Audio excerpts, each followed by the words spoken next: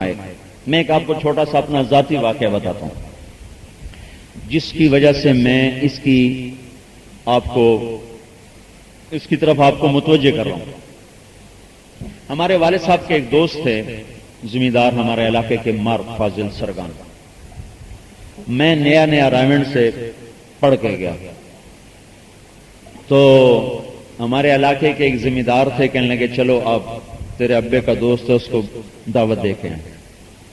ہم نے وہاں سے تھے کوئی 16-17 کلومیٹر کے فاصلے پر، تو ہم دونوں گئے ان کے ڈیرے پر۔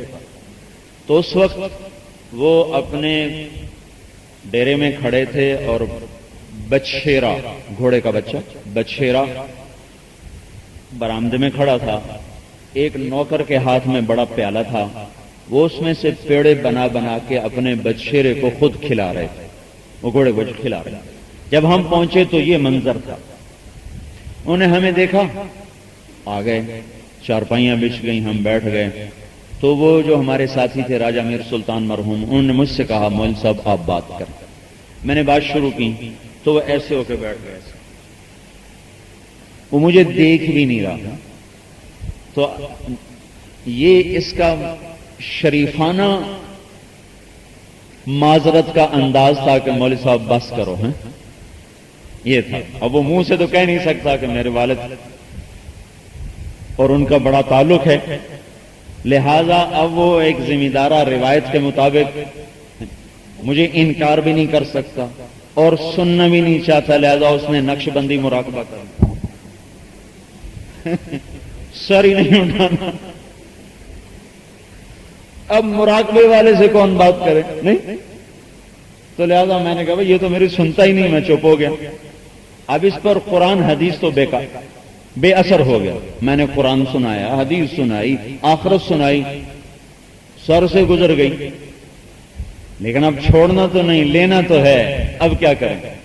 تو میں نے تو دیکھا میری تو سنتا نہیں، میں تو چپ ہو گیا۔ تو اب راجہ میر سلطان صاحب مرحوم بولے، کہنے لگے مار فاضل، اس نے سر اس پر بھی نہیں اٹھایا، وہ ایسے ہی بیٹھا رہا۔ انہوں نے کہا اب یہ شروع ہونے لگا، چلو دعا مولوی بھی اپنا زور لا لے۔ انہوں نے کہا مار فاضل تیرے گھوڑے دے پیر خراب ہیں، وہ جو اس کو مکھن کھلا رہا تھا نا، یہ اس سے بڑا گھوڑوں کا شاہ سوار تھا اور گھوڑوں میں کھیلنے والا اور جاننے والا۔ تو مار فاضل جو تھا نا، اس کا مراقبہ ایک دم ایسے بدلا، کھٹ آنکھیں کھل گئیں، اس کو سارا کچھ بھول گیا۔ ان کا مار فاضل تیرے گھوڑے کے پاؤں خراب ہیں۔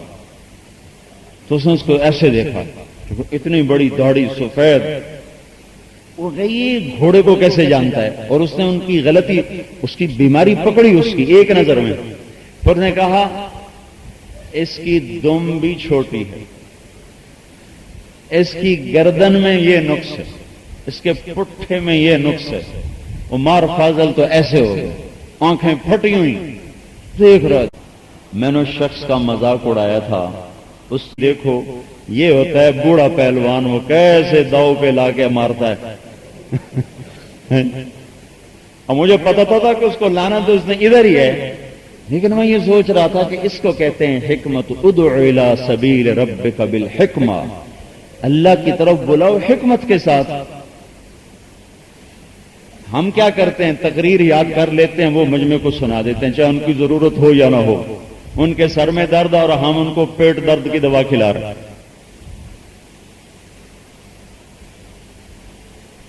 اچھا تھوڑی دیر تو گھوڑے چلتے رہے، پھر اس نے آہستہ آہستہ گھوڑے کا رخ موڑا ہے، پھر اسے آخرت کی دوا لاتے اس کو سیدھا چڑھا دیا اس نے ٹریک،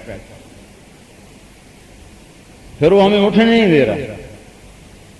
اس ایک مجلس کا یہ اثر ہوا کہ اس شخص کی اس کے بعد زندگی بھر نماز نہ چھوٹی۔